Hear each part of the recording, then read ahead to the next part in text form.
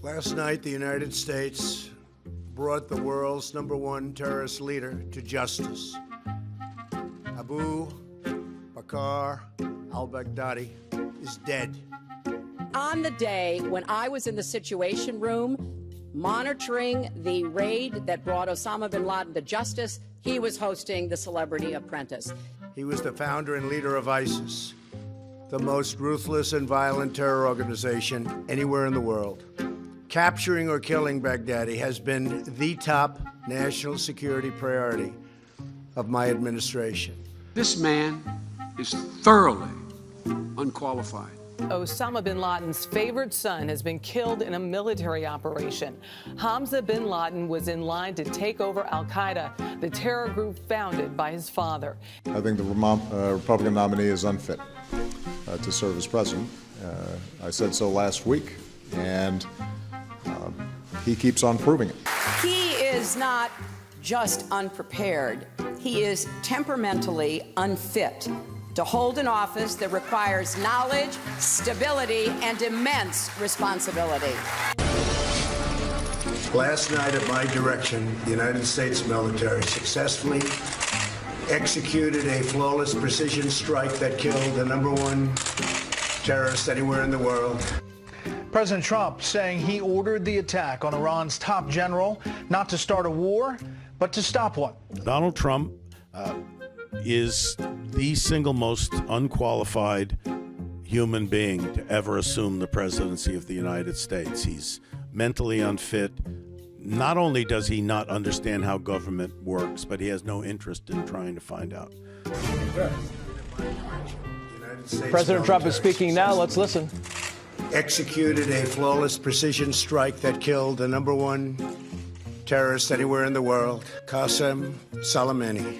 Soleimani was plotting imminent and sinister attacks on American diplomats and military personnel, but we caught him in the act and terminated him.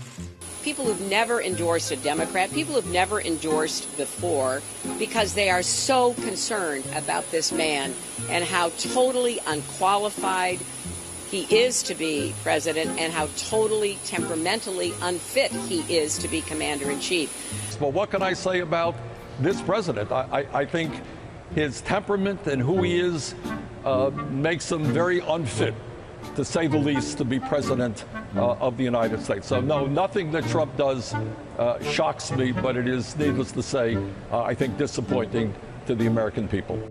Tonight, inside the final moments of the world's most wanted terrorist, Abu Bakr al-Baghdadi's North Syrian compound, reduced to rubble by bombs and Hellfire missiles. And tonight, word of a separate operation over 100 miles away, an airstrike taking out al-Baghdadi's right-hand man, the ISIS spokesman.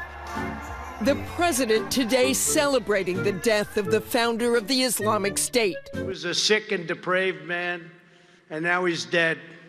Oh, son of a bitch. If you were ever handed a piece of intelligence that said you can stop an imminent attack on Americans, but you have to use an airstrike to take out a terror leader, would you pull the trigger? Well, we did. The guy's name was Osama bin Laden. And didn't you tell President Obama not to go after bin Laden that day? So you're a damn liar, man. That's not true. Joe Biden is a dummy. And we had to make a decision. The president, he went around the table with all the senior people, including the chiefs of staff. And he said, I have to make this decision. What is your opinion? Everyone else said 49, 51, this. So it got to me and he said, Joe, what do you think? And I said, you know, I didn't know we had so many economists around the table. I said, we owe the man a direct answer. Mr. President, my suggestion is don't go. Didn't you tell President Obama not to go after bin Laden that day?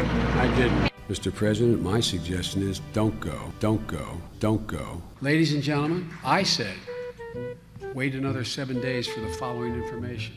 I wanted him to take one more day to do one more test to see if he was there. Handy. For example, we're dealing with Osama bin Laden. And so it was something that was a difficult call for the president. So And at the end of the day, making the decision, he said, now I want everybody's opinion.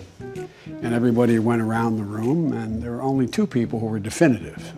Well, I said, I think we should make one more pass with another UAV to see if it is him. Didn't you tell President Obama not to go after bin Laden that day? I didn't. I want to set the record straight on something. Yep. About the raid to get Osama bin Laden, because there's been some recent confusion about that, about whether you told the president to conduct the raid or not to conduct the raid. Which is it?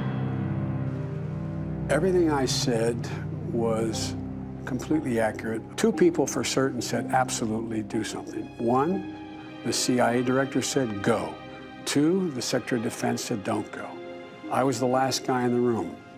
In order to give the president the leeway he needed, I said, Mr. President, there's one more thing we can do, what we had discussed about, another pass to see whether it was bin Laden. I said, you should do that, and there'd be still time to have the raid. You should be looking at Trump.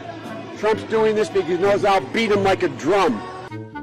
Under my leadership, America's policy is unambiguous to terrorists who harm or intend to harm any American. We will find you. We will eliminate you. We will always protect our diplomats, service members, all Americans, and our allies. What a disgusting assertion for anyone to make. This is and was an enormous escalation, and it follows a string of dubious actions that President Trump has taken that have drastically increased the prospects and the risk of war with Iran and danger to Americans. I got a little bumper sticker for you. Osama bin Laden is dead and General Motors is alive. Oh, son of a bitch. Say it ain't so, Joe. There have been many wise people who've been warning about escalation with Iran, but it's interesting to note how many people have been so wrong when they predict war in the Trump administration. You remember when he was first elected, people said there would be nuclear war with North Korea within the first year. When the embassy was moved to Jerusalem, people said this will definitely inflame the entire region. And now they're saying this is certainly going to lead to war with Iran. That is not necessarily true, and it doesn't seem like there's any reason to believe that is true. It is something that people have to deal with. That weakness can be a provocation, particularly with Iran. When you look at this lengthy 40-plus year history we've had of conflict with them, they respond better in terms of our interests when you are decisive with them than to be weak and allow these killings to continue. We don't know. What we don't know about the response, we, across the board, guess that Iran is going to punch back. Guess that Iran is going to punch back. They will never punch back. If they consider it, Trump will send a drone strike up their ass faster than they can say, Allahu Akbar!